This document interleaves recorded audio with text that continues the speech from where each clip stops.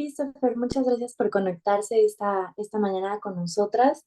Estamos muy felices de que esté por acá compartiendo este espacio. Y bueno, hablando sobre un tema tan importante, ¿no? El cambio climático es uno de los grandes desafíos del siglo XXI debido a sus causas y consecuencias globales y a la magnitud de los esfuerzos necesarios y simultáneos para amortiguar sus impactos negativos en la sociedad, en el medio ambiente, igualmente para adaptarse a las nuevas condiciones climáticas y llevar a cabo los procesos de mitigación de las emisiones de gases de efecto invernadero. Y bueno, el principal objetivo de esta entrevista es intentar dilucidar desde el campo internacional desafíos que existen en torno a la gobernanza ambiental y el multilateralismo, perdón, para lograr la transición hacia un desarrollo sostenible. Entonces, igualmente reflexiones que surgen en momentos clave como este en que transcurre la cumbre de cambio climático, ¿no? La COP28.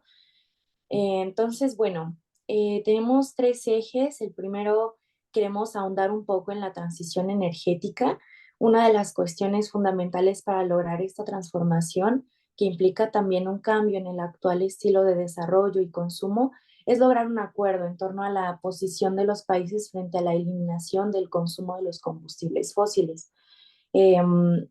Igualmente esto se está tocando en la COP28. Entonces, doctor, por favor, díganos cómo ha visorado usted el horizonte de posibilidades de que esta transformación ocurra y cómo lo evalúa para países, por ejemplo, como Argentina, cuya matriz energética no solo está dominada por combustibles fósiles, sino que es un eje central de su perspectiva de crecimiento económico y comercio, igual que muchos países de Latinoamérica.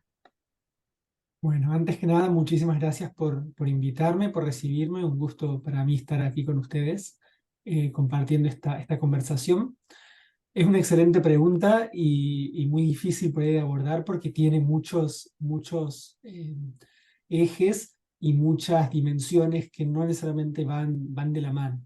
En primer lugar, efectivamente, una buena parte de la discusión, especialmente contemporánea en la COP28, pero si vamos a plantearlo más general en el marco del régimen climático digamos, y en la agenda ambiental y climática internacional, tiene que ver con la descarbonización de las economías y una buena parte de ese esfuerzo está ligado a la reducción de consumo de combustibles fósiles. O, por lo menos, la transición de combustibles fósiles más contaminantes o más emisores, como lo es el carbón, por fuentes menos emisoras como el gas, por ejemplo. Entonces, una buena parte de la discusión está en ese aspecto.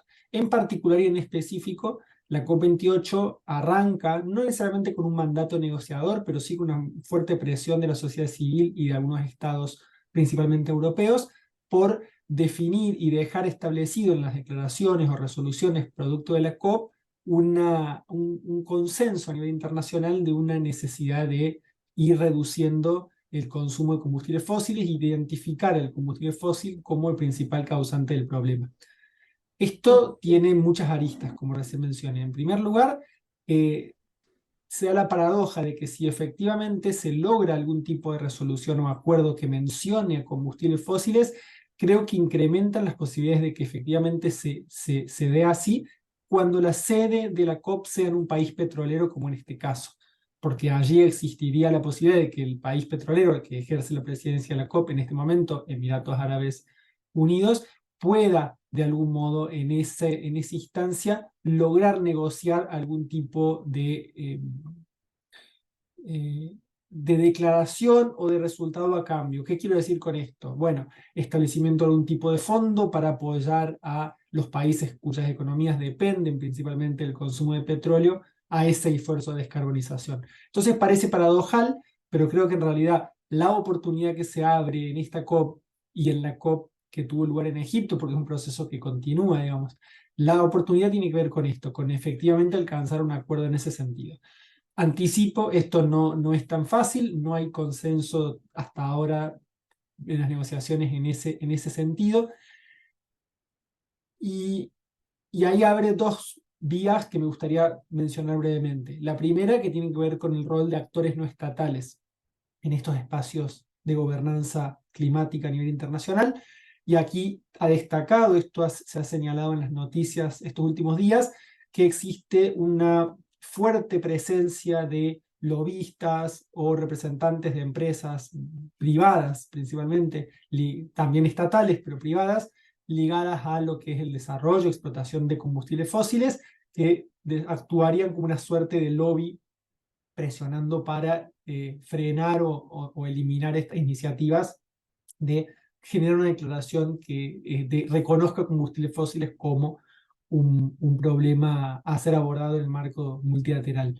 Entonces, eso nos da lugar o nos da, digamos, nos da puntapié a una reflexión que en general he tendido a explorar en mis investigaciones, que tienen que ver con el rol de actores no estatales en la gobernanza climática internacional.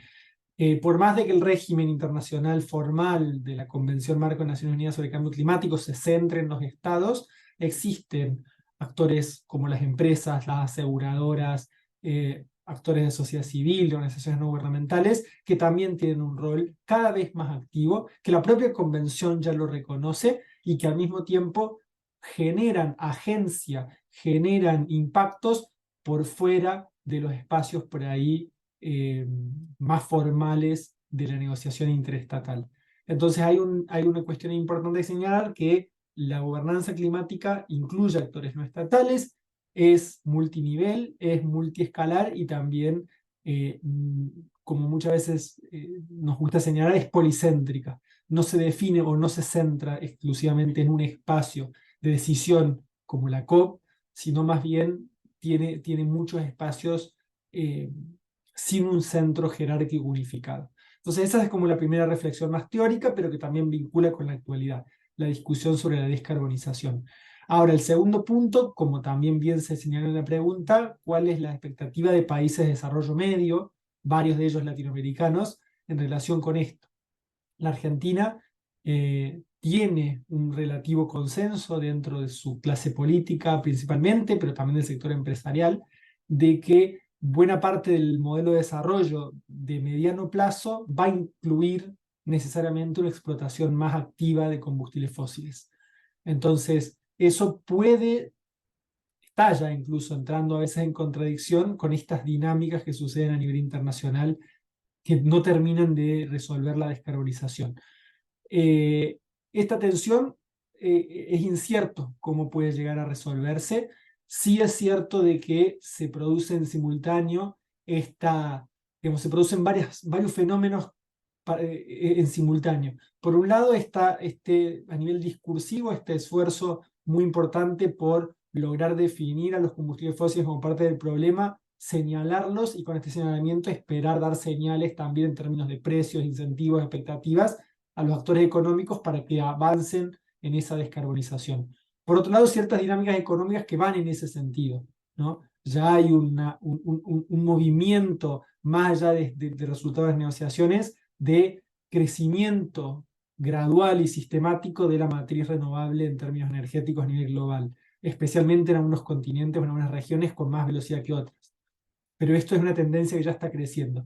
Y al mismo tiempo, las dificultades o las paradojas de economías medias, y aquí podemos mencionar Argentina, pero también podemos mencionar Brasil, que en la propia COP anunció que estaba interesada en sumarse a la OPEP+, la propia India, que también está aumentando muchísimo su fuentes, principalmente carbón. China, por otro lado, que es paradójico porque China es uno de los principales actores a nivel renovables, pero también un fuerte emisor en términos de uso y consumo de combustibles fósiles. Entonces, esos países de escala media, que podemos simplificar, digamos, como economías medianas, potencias emergentes, dependiendo qué nombre querramos llamarle, están también por ahí en tensión, donde las dos dinámicas se ven en simultáneo. Países que están creciendo económicamente, que requieren una mayor consumo energético, pero al mismo tiempo que ese consumo energético no necesariamente está guiado 100% por combustibles fósiles o 100% por renovables. Último comentario, y con esto más o menos cierro el punto, señalar también de que hay estimaciones de la Agencia Internacional de Energía que explican, digamos, que por lo menos hasta el 2040 la demanda global de energía va aumentando. Entonces, cualquier esfuerzo de transición energética tiene que tener en cuenta esto, ¿no? Que la humanidad va a tender y tiende a consumir cada vez más energía y esa energía tiene que obtener de diversos lugares, ¿no? Y ahí, bueno, esa es toda la discusión de la transición, que probablemente nos estemos quedando muy corto con lo poquito que estamos señalando. Pero bueno, habilito si hay una segunda pregunta por ahí para profundizar en algún tema. Claro, justo en este sentido del financiamiento, se habla mucho del financiamiento, es súper importante y también en esta dinámica norte-sur, ¿no? Eh, una cosa es cierta y es que el cambio climático produce daños y pérdidas económicas muy costosas para muchos países del mundo, pero bueno, nosotros que estamos en América Latina y el Caribe, pues igualmente es un económico muy grande, ¿no? En este sentido. Entonces, un informe elaborado por Oxfam indica que de momento el objetivo establecido por los países desarrollados de proporcionar 100.000 millones de dólares anuales en concepto de financiación climática de cara a 2020 no se ha cumplido. Eh, Al parecer, los compromisos del Acuerdo de París avanzan de manera muy lenta. Entonces, doctor, ¿considera que el financiamiento es central para lograr el avance de los acuerdos ambientales? Aún el eje de la discusión es quién paga y quién no, quién afronta las consecuencias del cambio climático. Y igualmente, ¿se buscan responsables desde una perspectiva de división norte-sur o es una agenda ya compartida?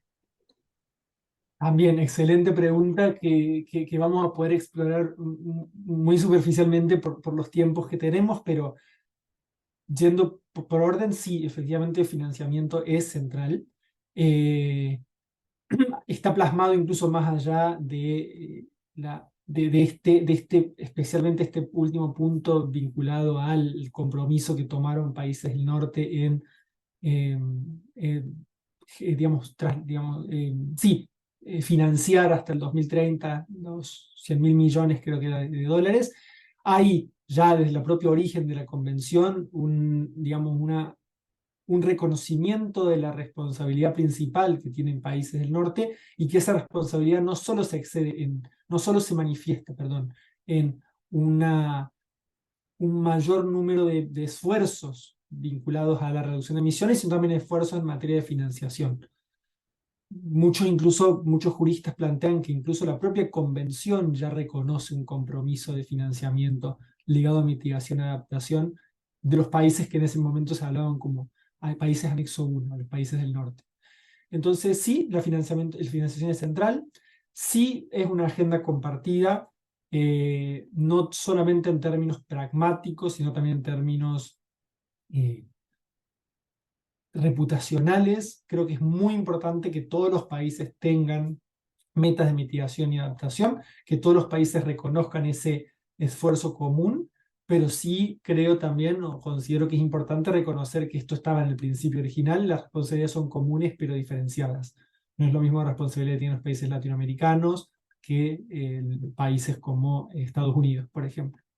Entonces ese punto también es central. Creo que es legítimo demandar más ambición climática en los países del sur, que los países del norte nos demanden que hagamos mayor esfuerzo, creo que es legítimo, pero también creo que es legítimo que nosotros, países del sur, demandemos a los países del norte cumplir sus compromisos de financiación. Y en ese sentido, efectivamente, están muy atrasados eh, y son absolutamente insuficientes para cumplir los objetivos del Acuerdo de París. Digo, hay que también decirlo muy claro, con la movilización de fondos realizada hasta el momento, no se está alcanzando el Acuerdo de París y buena parte de la responsabilidad en ese sentido recae entonces en los países del norte, que tienen que reconocer y abordar esta cuestión. Y financiamiento en general es un tema sensible y es el tema que por ahí estas últimas COP desde París hasta acá ha sido eje central de todas las negociaciones, más allá de diferentes temáticas que han tendido a aparecer o ganar más importancia en algunas COPs frente a otras. Financiamiento ha sido transversal del 2015 para acá, ha sido un tema central de todo el proceso de negociaciones. La verdad es que esta conversación podría dar para mucho más, porque estos temas de las dinámicas norte-sur, igualmente de la multiplicidad de actores, de organizaciones de la sociedad civil, así como empresas, como usted dijo, me parecen muy importantes, ¿no? Los esfuerzos de cada de cada ámbito. Entonces podríamos estar aquí mucho tiempo, doctor, y me encantaría poder extender como esta conversación más allá, pero como, como pues bien sabemos, tenemos temas de tiempo, ¿no? Entonces, bueno, pensamos igualmente en consultar sobre su visión en cuanto a las expectativas o análisis sobre la cumbre de cambio climático, sobre la COP28 que pues sigue corriendo. Y bueno, creemos que esto da pie para una reflexión final sobre la gobernanza ambiental para todos nuestros lectores y escuchas. Bien, muchas gracias. Sí, primero algo por ahí que estaba pensando y no lo dije antes y que me parece importante ahora en esta reflexión, señalar de que cambio climático es un tema ambiental, pero también es un tema de desarrollo, es un tema de seguridad, es un tema financiero, es un tema múltiple que atraviesa muchas agendas.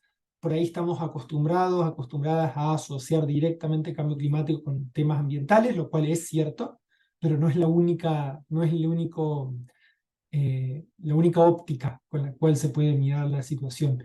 Entonces, definitivamente los estados también están mirando muchas de estas negociaciones porque estas dinámicas afectan modelos de desarrollo, afectan distribución de poder incluso a nivel internacional, pero también afectan la relación que tenemos, digamos, y la construcción de confianza que podemos hacer en forma, digamos, de las negociaciones multilaterales per se.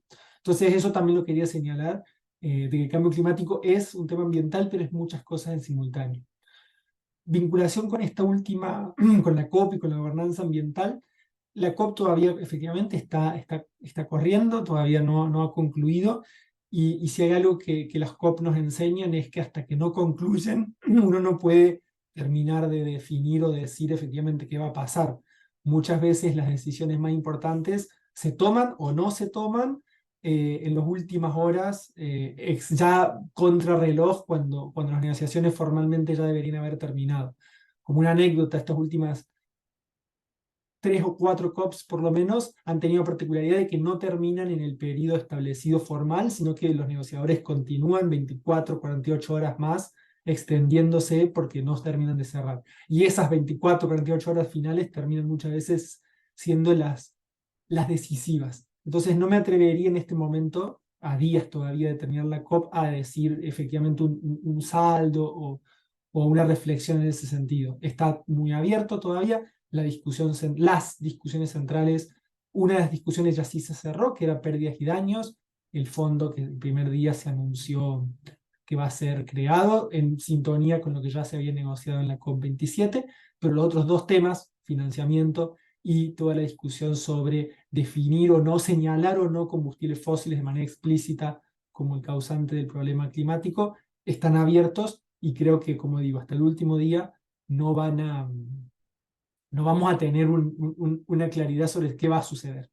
Ahora, sí sobre la reflexión sobre la gobernanza climática en general, eh, también cambio climático, para ser más explícitos, a diferencia de otros regímenes internacionales, tiene esta particularidad de estos encuentros anuales, las COPs, que terminan generando por ahí mucha tensión en la opinión pública. Eh, Sin embargo, las negociaciones climáticas multilaterales exceden exclusivamente al espacio de las COPs y son un proceso relativamente más continuado. En general, lo que destaco es que se están dando uno puede mirar el vaso medio lleno o medio vacío, porque se están dando dos dinámicas en simultáneo. La primera dinámica, si queremos mirar el lado medio vacío, cada COP que sucede no logramos alcanzar los objetivos en términos de reducción de emisiones, la brecha de emisiones continúa muy alta, estamos cada vez más lejos de alcanzar el objetivo del 1,5.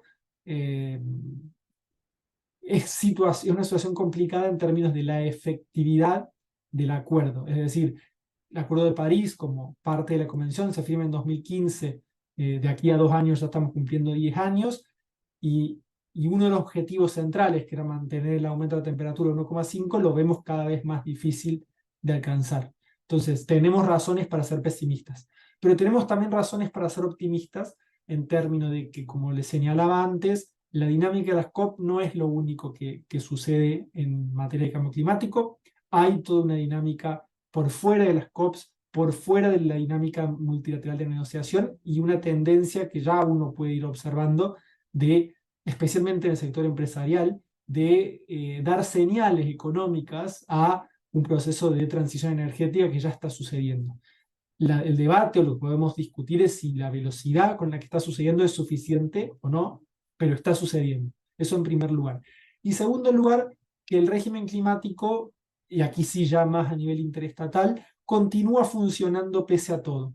Y eso no es menor si uno lo compara con otros espacios de negociación, como las negociaciones multilaterales de comercio o incluso la agenda de salud.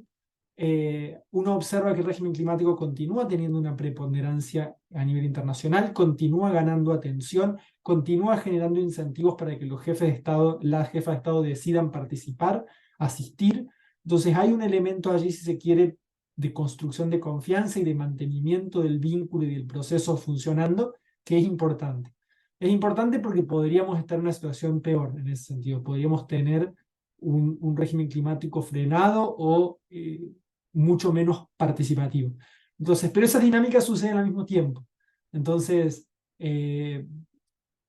muchos, especialmente muchos ambientalistas, decimos por ahí, bueno, si no logramos los objetivos de París, ¿para qué nos sirve toda esta otra dinámica discursiva?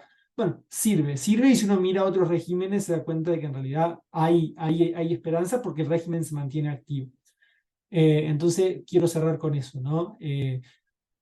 Preocupación por la velocidad de los resultados, pero optimismo porque las COP continúan funcionando, las negociaciones continúan funcionando, hay espacios fuera de la COP que continúan traccionando y, y en ese sentido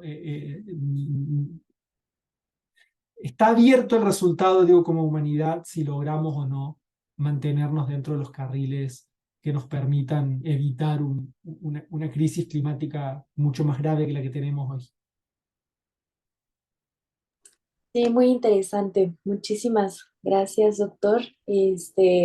Nos da mucho para reflexionar. Creo que tocó varios puntos que son importantísimos para abrir una discusión acerca del cambio climático, ecológico. Igualmente para las generaciones venideras es un tema súper importante y pues, como usted dice, todavía podemos tener optimismo, aunque a veces el vaso se vea medio vacío, ¿no? Entonces, muchas gracias por darnos su punto de vista, me parece muy valioso. Gracias por conectarse con nosotras esta mañana